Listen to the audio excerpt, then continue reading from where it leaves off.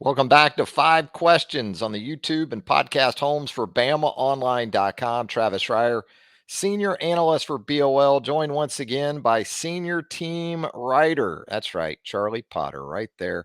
Fresh from Lexington, Kentucky.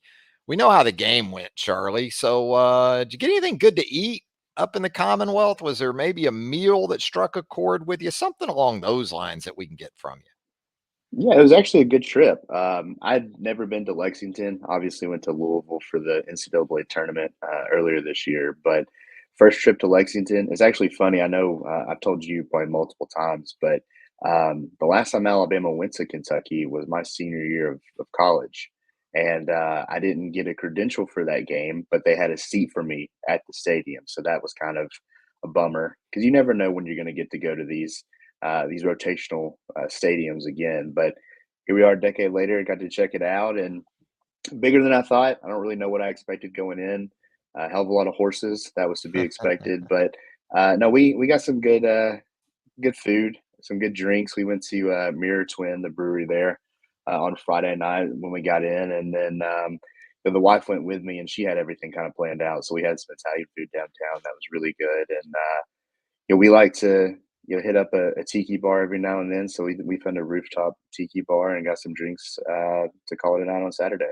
Yeah, I think Lexington's more metropolitan or more Yeah. city-like than people anticipate. I know the first time I went, oh, this is an actual city. This isn't a college town. I mean, it's a college town within a city, but you have a lot of fun up in Lexington, even when the horses aren't running. I think Malone's a popular place up there that we went to among the other spots there in the trips that we've made to Lexington. So good. We're glad to have you back safe and sound as Alabama now looks ahead to an FCS matchup against UTC, Tennessee Chattanooga visiting Alabama once again coming up. And then it's Auburn, then it's Georgia. But we're going to get into those questions with you today, those five questions. And we're going to actually start with hoops following another blowout win for Nate Oates' team last night over South Alabama. South Alabama traditionally can put up some resistance and has in the past to Alabama. Not this time around, Charlie, as the Crimson Tide rolls to triple digits for the third straight game, which leads me to the question, Charlie, is this Alabama team just going to score 100 plus in every game this season? Kind of looks that way after three games.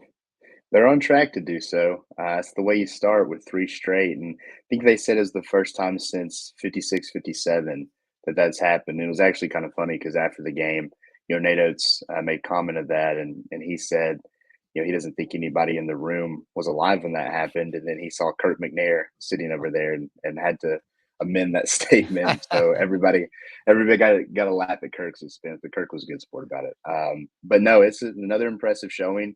Natos has really been preaching better play on the defensive end. I think we saw that last night. He really kind of challenged Nick Pringle ahead of this game because, after the Indiana State game, he talked about a need for better rim protection. And, Nick stepping into that starting five role. He didn't have a block in the first two games, but Nick played a lot better. I think the team as a whole did a lot better job of not allowing blowbys. And there's a stretch there where South Alabama just couldn't make a bucket. They were only getting a few points here and there via the free throw line. So Alabama did a solid job defensively. But I don't think it's obviously sustainable to score 100 points every time out. But the way that Alabama's played these first three games on the offensive end has been really impressive. You've gotten strong showings from Grant Nelson, from Mark Sears, from Aaron Estrada. I think that's really going to be the engine for this team offensively. But then you look at it, Rylan Griffin really hasn't started to get going yet. If you can get him to join that trio or, at least average double digits or get close to it, this offense can be really, really special. So I don't think it's going to be a 31 game streak of 100 points or more. But I think if they can get everybody to start kind of clicking here, they can be a lot of fun to watch. Way to go, Charlie. Just throw a wet rag on that anticipation of 100 points each and every time out. But in all seriousness, yeah, I mean, when your bench gives you 52 points like Alabama's did on Tuesday night, that says a lot about the potential firepower you have in your reserves, too. Sam Walters, 16 points, 4 of 4 from the field, 5 of 6 from the free throw line. And you said it with Griffin, which leads me to the question of, do you envision a scenario where they really have to have him on offense? He had like a little mini 5 point run of his own there in the first half against USA to kind of help Alabama really start to gain some separation. But they've got so many guys, even guys as we've talked about coming off the bench, and that's after Mark Sears and Aaron Estrada and what Grant Nelson. Grant Nelson only had 6 points, only played 18 minutes against USA. So boy, when you think about the firepower, really 1 through 8 or 9 with this team, it's pretty immense. Yeah, I mean, I don't know if they'll have a stretch where they need Rylan Griffin to be the go-to guy from a scoring standpoint. But I do think, Rylan can play well defensively. We saw what he was able to do last year against Auburn. I think that kind of showcased his ability on that end. And for him and even Grant Nelson last night, when guys aren't maybe contributing on the offensive end, you look to see what they're doing elsewhere. And I think both of those guys have done a nice job of affecting the game in other ways. But I think Rylan he'll have a breakout moment. Nate Oates has talked about how they expect a big jump for him, and he's a guy he's been a starter the first 3 games. I think that'll continue.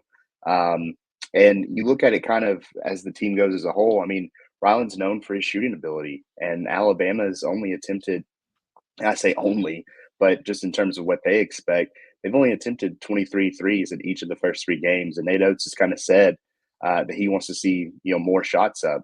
He wants to see good shots, obviously, but he's expecting roughly 33s a game, and they haven't got to that clip yet. So going back to the original question about scoring 100, if Alabama's putting up 7 to 10 more threes a game, that's going to probably lead to more points. So they're going to get close to that 100 point mark, I think, a lot. And if they can get some of these other guys going, I think it'll be easier to do that. Only 3 games in, but when you start thinking about 7, 8, 9 guy rotations, not all that difficult to get caught up in minute watching, with box Mhm. scores or just seeing how guys are subbed in throughout the course of a game. His stat line may not always reflect it, but it seems like Nate likes Latrell Wrightsell Jr. And again, 6 points, nothing, earth shattering against USA. Did go 2 of 4 from 3. But when I look at Latrell Wrightsell, he looks like one of those guards that maybe San Diego State had last year, right? Yep. He looks like a mature player and a guy that if it comes down to a little bit of a fist fight, so to speak, with a team like a San Diego State again, you feel good about having him in your corner. Yeah, no doubt. I think they brought him in for a reason, and I think what you just said is one of the big reasons for that.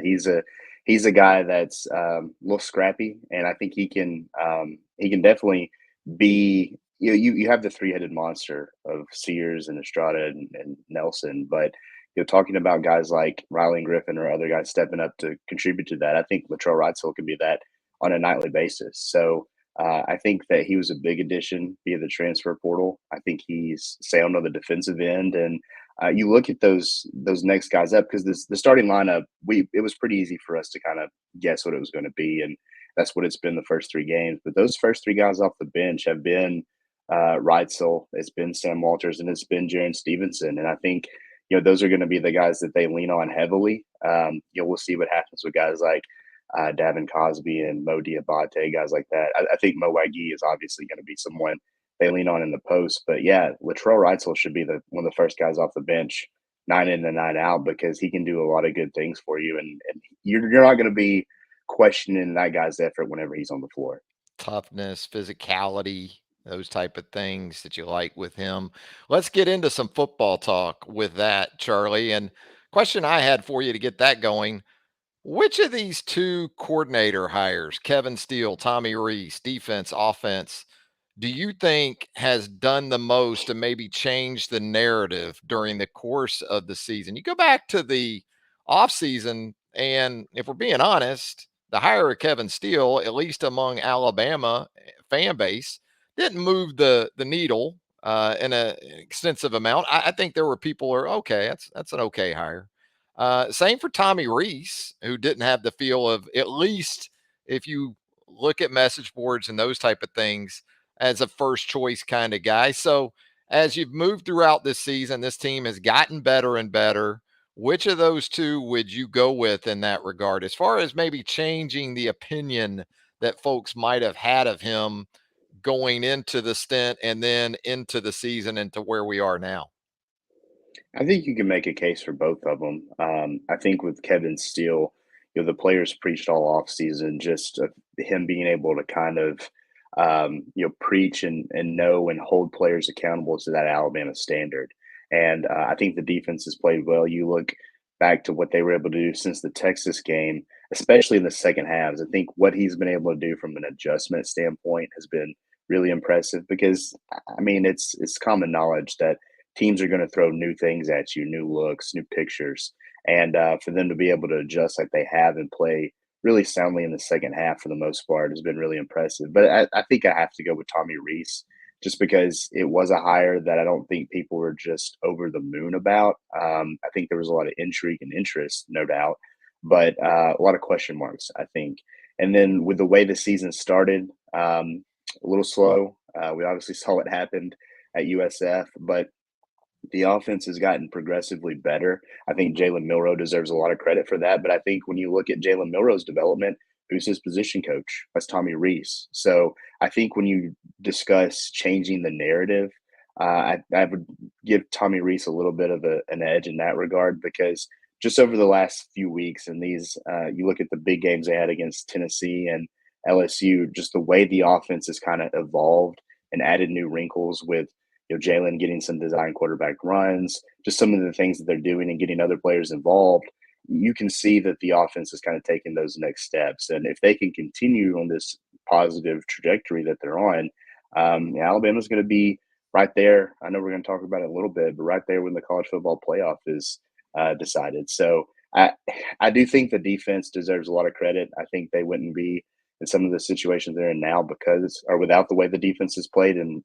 Kevin Steele deserves a lot of credit for that. But it's hard not to pick Tommy Rees here. Yeah, whereas Steele wasn't exactly a needle mover, there was a sense of you knew what you were at least getting in Yeah, Kevin yeah, Steele, and it had the feel of more of a stabilizing presence. And there's also Nick Saban's background as a defensive right, guy. So the ties made sense. Kevin had already worked for Nick a couple of times. So again, not a lot of mystery there. With Tommy Reese, it was kind of a wild card, and you had also gone from thinking, at least briefly, that maybe Ryan Grubb, the Washington offensive coordinator, was coming to Tuscaloosa. That didn't happen for whatever reason. And then now it turns out that it is Tommy Rees. And I have to agree with you. Just throughout the course of the last month, the narrative has swung dramatically for Tommy Rees from not so good. You said it, coaching quarterbacks. If you just looked at that alone in the first month of the season, that probably wasn't up to standard, but the continued development of Jalen Milroe, even if he wasn't the guy that Reese preferred coming out of spring drills, looking ahead to this season, give him credit for continuing to to invest and pour into Jalen Milroe. It may have been something that Nick Saban went to Tommy Reese and said, whether you like it or not, this is our guy too. You never know with Nick in terms of his involvement. I'm sure that was part of the conversation, but Tommy Reese has swung things pretty dramatically, I'd say, here in the last 3 or 4 games.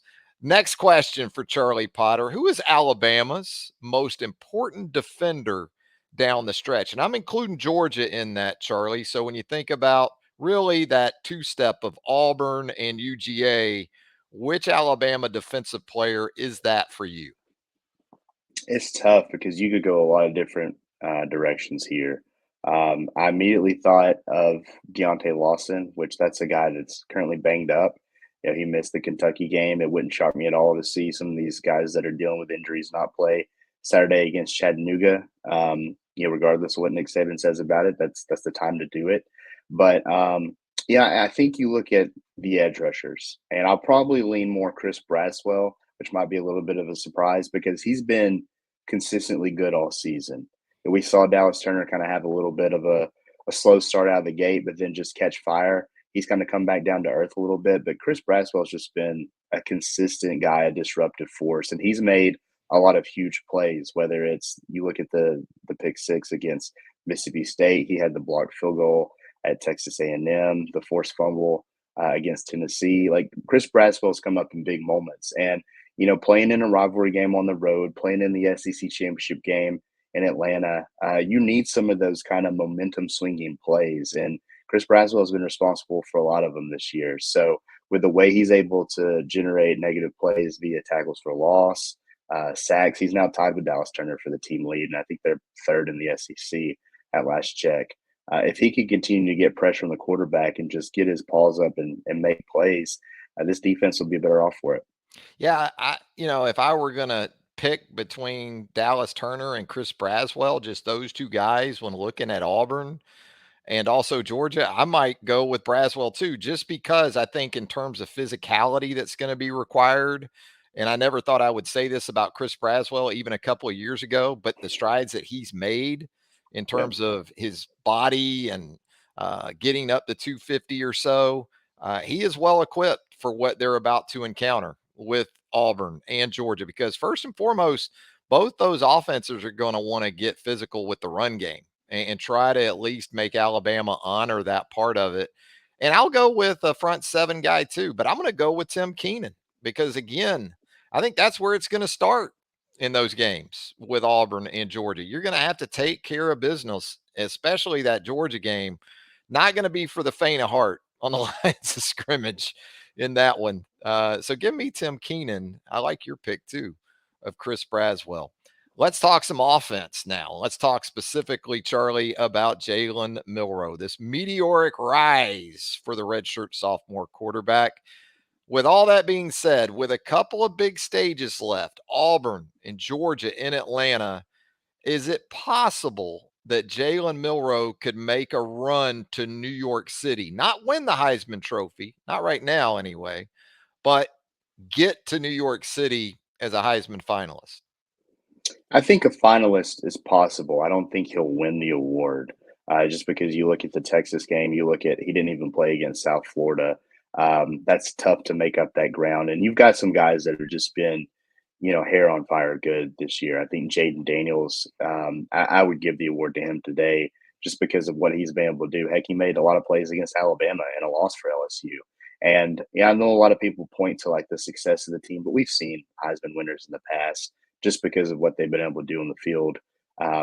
Get the award. You think about Tebow the year he won it. I don't think Florida won the national championship that year. Lamar Jackson, other guys like that. But I think with Jalen, just the steady progress he's made, the confidence he's um, just gained over the course of the season. He's a guy that's playing really, really well right now. I think he scored 10 touchdowns in his last couple of games. He's been able to do some things with his legs that gets him in the conversation because the more you can do, the better those Heisman voters feel about giving you a vote. So I think he's certainly in a position right now to potentially get an invitation in New York. If he goes out and has a huge game against Auburn, if he leads Alabama to a win over Georgia, I think his chances increase tenfold. But we'll see what happens there. But he's a guy that because he can do so many different things and score in a multitude of ways, he's going to be in the discussion. And that's crazy to say, just thinking about that first month of the season, how far this guy's come and how far the offense has come under his direction. It's pretty remarkable just the strides he's made, and he seems to be only getting better. I mean, after the game in Lexington, the guy had a great game. Obviously, he had an interception that he wanted back, but Jalen's usually all smiles. Yeah, he was pretty frustrated with his own performance. So I think he's maturing. He understands what he needs to do to lead this team to victories, and so far he's been able to do it.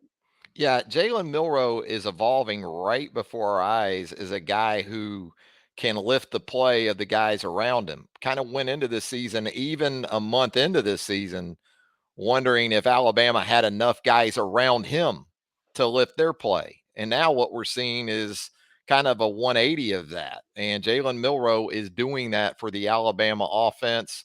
And it's a crowded room right now of Heisman candidates just at the quarterback position, right? Bo Nix, Mhm. Michael Penix, um, Jaden Daniels. Obviously, I'm with you on that one as far as him being my front runner right now as the guy who should win the award. But I guess you also have some games coming up similar to the college football playoff race where guys will take each other out, right? Ohio State, Marvin Harrison Jr., Michigan with J.J. McCarthy, Penix, and Nix, I guess, are going to see each other again. So it could work out that way. And if Milroe is central and continues to be central to Alabama's chances of winning and spearheading that, especially on offense, who knows? And you never know, too, right? Is there going to be 3 finalists? Is there going to be 4? And kind of how that plays out. But I think what helps Jalen, too, is that these voters are going to mostly largely hang on to those votes until those games on Championship Saturday are completed. So I don't think it's out of the realm of possibility either, Charlie. Let me ask you this, Charlie, as we let you out of here. What should be the level of concern for Alabama fans right now where being left out of the college football playoff is concerned? We're talking about running the table, going 12-1 with a win over newly minted number 1 Georgia in the CFP rankings. Can you envision a scenario still where even if it plays out that way, Alabama fans will be kind of on the edge of their seat on the morning of that next Sunday? It's tough to envision them being left out in that scenario if they run the table. Um, you look at just the rankings right now. You have 7 teams in front of Alabama. Uh, 2 of them are going to be knocked off, even without taking into account the SEC championship game, because Ohio State and Michigan have to play, and then only 1 team from the Pac-12 will be up for consideration. So if Alabama does beat Georgia, you've knocked off 3 of those. There's still 5 teams ahead of them, though, and if it's chalk, it's going to be interesting because Texas has a head-to-head over Alabama, and the committee has said that they have definitely, or they're definitely taking that into account. I don't think I'm still of the camp that believes that Alabama and Texas should be ahead of Oregon at the moment. That can eventually play itself out, I guess, but I don't really understand the rationale there with what Texas and Alabama have been able to do. But yeah, it's I guess my level of concern 3 to 4 on a scale of 10, just because I don't expect it to be chalk the rest of the way. There's always Stuff just is going to happen, right? yeah, crazy stuff will happen on the schedule, whether it's before conference championship weekend or during. But it's tough to envision, even if it is just everything just plays out the way people think. It's tough to envision this team, if it wins out and beats Georgia and Atlanta, not being among the top 4 teams in the country. Where do you stand on the style points thing? Because I hear from so many fans, Alabama doesn't need to just win; they need to win with emphasis, blow people out. Well, they've scored 40 plus the last 2 games and been impressive in wins over LSU and Kentucky. And where Texas and Oregon are concerned, anyway, that hasn't really mattered to this point. So I'm of the belief just win your games, and I've been Yep. that way. Win out. If you go 12-1, put the ball in the committee's court as an SEC champion, the best league in all of collegiate football by a wide margin, and you don't get in, and you're Alabama, it'd be one thing too if this was Ole Miss. Okay, if we're being Right. honest here, if this was Ole Miss that went 12-1 and won the SEC championship game, maybe I could see it. But even then, it would be kind of tough. No, you're right. I think the track record, um, and really, when you look at that last game with them putting Georgia at number 1 in the 3rd week of the rankings, if you're able to go into Atlanta and knock off Georgia, give them their first loss in what feels like 10 years, then that should be enough. But who knows? I mean, Did that I, almost smell like the committee setting it up for Alabama? Now, Georgia was very impressive. Don't get me wrong in that win over Ole yep, Miss. But by moving Georgia up to that top spot and assuming Georgia just stays there, now I got to go to Tennessee this week. We'll see. Georgia Tech, it shouldn't be a problem in the final week before Atlanta. But it almost smelled a little bit like, okay, we're going to put Georgia up there. And as a byproduct of that, if Alabama runs the table, then they've got maybe more of a incentive to include Alabama in the college football playoff. it is a blessing for Alabama to have that opportunity still left in front of it from the committee.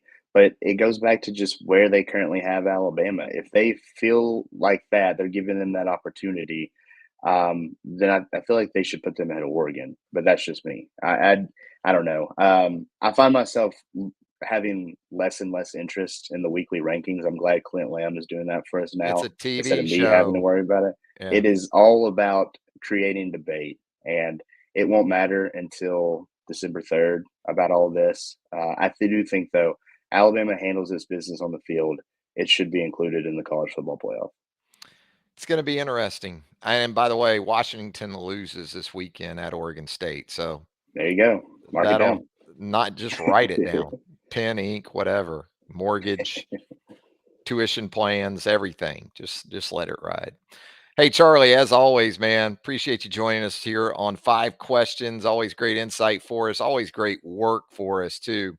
At BamaOnline.com, check out all of Charlie's great content right there at BOL. He's with us, too, on the roundtable or premium message board there at BamaOnline.com. If you haven't subscribed to our YouTube channel, you can do that right now. Simple as a click of that subscription button that you're probably looking at. Go ahead and hit it. And Charlie, we'll do it again hopefully next week. All right. Sounds good, man. For Charlie Potter, Travis Reier, thanks again for joining us right here on Five Questions on the YouTube and podcast homes for BamaOnline.com. And until next time, so long, everybody.